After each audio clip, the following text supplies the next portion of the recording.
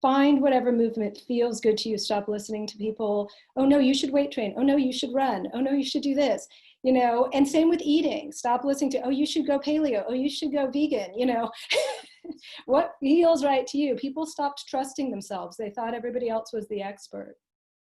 And so I always teach my clients, I'm not the expert, you are, and I'm going to listen to you.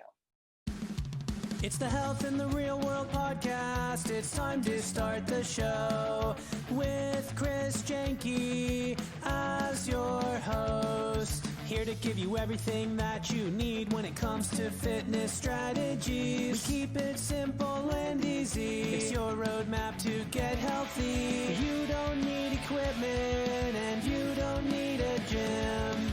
Just the right strategies to get you fit and trim. Welcome to Health in the Real World. We're here today with Lisa Decker. Lisa, thank you so much for joining me today. Yeah, thank you, Chris. The founder of Aligned Fitness in Los Gatos, California. Talk a little bit about what you do. You have a lot of offerings, a lot of experience. Yeah. So I had mentioned to you that I started as a personal trainer, and I started noticing that as a person, I was kind of becoming more dysfunctional. I could see my spine rounding and weird things happening in my body. I started noticing it in my clients. And so I got into Egoscue. I found Egoscue through Pete Egoscue's book, Pain Free. And I really found that it helped me. And so when anything helps me, I want to teach it. That's just part of my nature. So I wanted to offer that to other people, what I had found. And it was also a lot of self-empowerment with Egoscue, being able to empower myself to take care of my body and understand my body. So that's how I got into Egoscue, and got a little bit out of the personal training world, but then kind of got back into it using a method called foundation training, which is great functional movement. And then I just started noticing I had clients come in that had more issues revolving around their emotions or their mind. And so I started delving into a 3-year certification in Qigong, and finished that last year and started teaching Qigong as well. So I do mind, breath, body. Nice. Well, I think that's great that you've sort of adapted as you've seen a need and said, well, I'm close enough to being able to learn this, and I'm going to pull this into my repertoire of skills, right? Chronic sitting is more damaging to your body than manual labor. Oh yeah. I mean, they did those studies, right? Where they found that, I think they did studies on migrant farm workers and desk job people, and the desk job people had a higher degree of back pain. Right. Absolutely. So you're sort of, I know once people get the back pain, right, they're already kind of on that side. They're almost in a catch-22. It's like, okay, well, I hear you telling me, Lisa and Chris, that I need to move, but it hurts to move. And so that's where Egoscue or another modality similar to that will sort of bridge the gap. And I mean, that's so important that people see hope, because just because you have back pain doesn't mean you should. Some doctors would say, well, just inject it, or, I'm not a believer really in that. I mean, there's a time and place sometimes for an injection, but by and large, I believe in the power of the human body, and that it has the capability to heal itself when given the proper tools. So what I tell my clients is I'm not here to fix you, but I'm here to help give you those tools so that you can learn to fix yourself and empower them to take care of themselves. We're two trainers. We've been in it for a while. Somebody who's just starting out and maybe needs to know that we are both human and we also make mistakes. For you personally, where either current struggle or maybe even in the past, where have you kind of struggled with your health and fitness, and what have you done to pull yourself out of that? Like, what strategies do you have to pull yourself out of that? So it's an interesting question, because I may be a little more of the anomaly than a lot of the typical people, but I believe it's all about balance. So if you are too sedentary, you need to adapt to movement.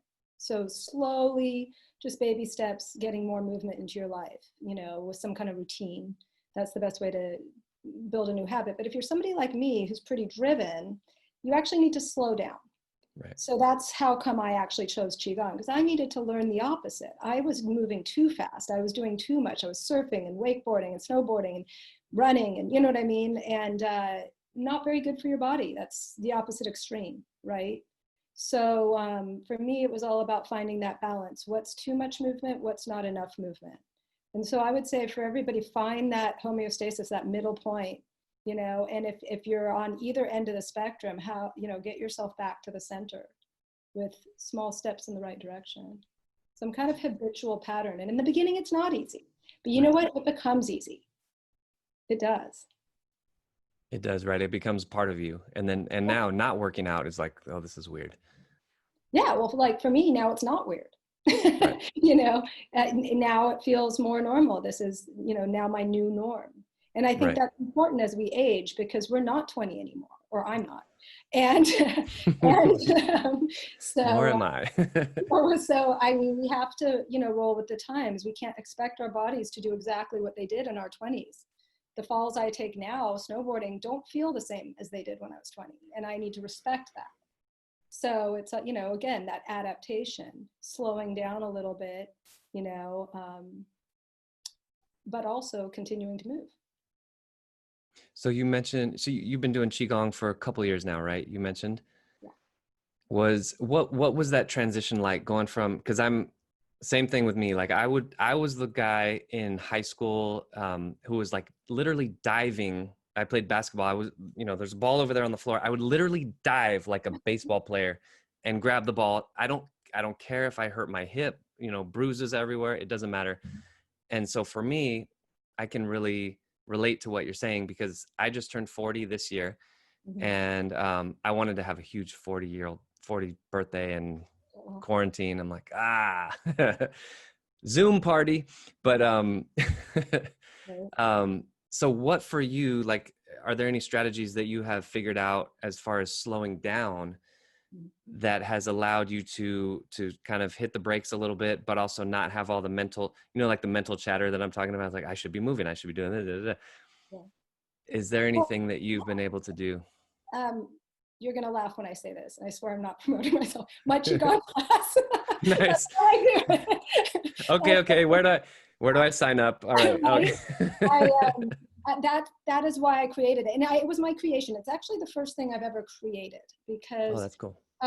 you know, I call it Chi Flow, you know, trying to trademark that. And it's just, for me, I needed the meditation, but I couldn't sit. And I know that about myself. I'm not very good at sitting. My mind will wander. So this was a way for me to move, yet go into these deep meditations at the same time. And so I found that, and I found it after the 100-mile run, because I had come back from the run and I had all this, no issues with my body. Everything was great. But I was under some adrenal stress, you know, because I didn't really take into account what running for 28 hours does for your body, you know. And It's so, a long time. right. You know, I had done everything for the physical body, but I hadn't really looked at the insides, you know. So I had this adrenal stress, and I came back and I solved that by using a medical Qigong approach. And then I studied that for 3 years. And then, you know, finding the ability to move while moving slow, and breath work, and, you know, things like that, which right now are so important, so important. Mm-hmm. With Qigong, there's posture, breath, and then the mind, and working with the emotions in the mind. So I want to finish up with going a little bit more big picture. If so kind of life advice and different strategy, not even strategies, very, very big picture, life advice, values, things like that. Let's say a university called you in to be the keynote speaker at a graduation. And you're talking to young adults in their early 20s, let's say, about, again, big picture principles that have guided you to the successes that you've achieved in your life. What 1 or 2 minute motivational speech would you give to them? I would say the biggest thing I would say is you're your own healer, right? So you can ask for help from somebody like you or me, but by and large, all your healing capacity is within you. Okay. And so I really believe in trusting yourself, and also a little bit of surrender, trying not to control everything in life, especially right now, you know, moving with the flow of life, not trying to control everything, working with emotions, sitting with things, these have been really big concepts lately for me, that I've been working through and teaching.